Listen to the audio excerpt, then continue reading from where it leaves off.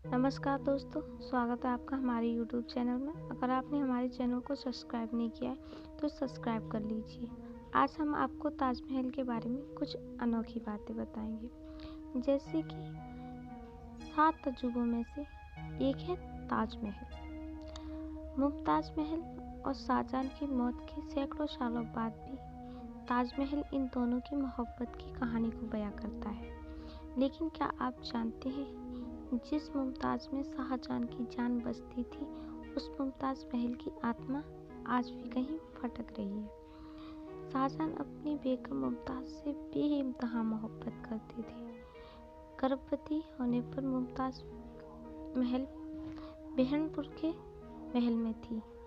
बच्चे को जन्म देते समय मुमताज की मौत हो गई। मुमताज की मौत के बाद शाहजहां बहुत टूट से गए थे।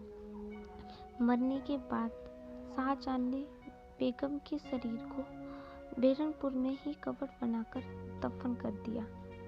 अपनी प्रिय बेगम के प्यार को अमर करने के लिए शाहजहां ने ताजमहल बनाने का फैसला किया। पहले ताजमहल बेहरनपुर में ही बनाने जाने वाला था।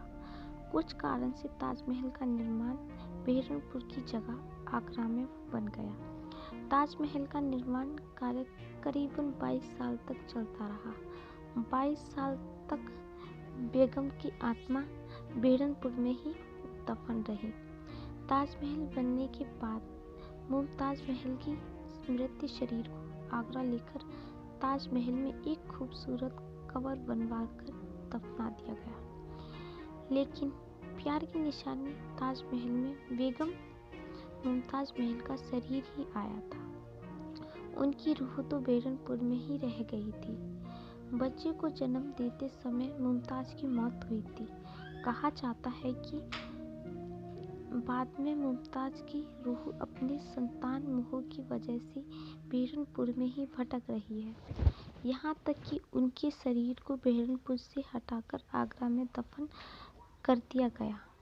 माँ की रूह उसी महल में रह गई जहाँ उसकी पुत्री का जन्म हुआ था।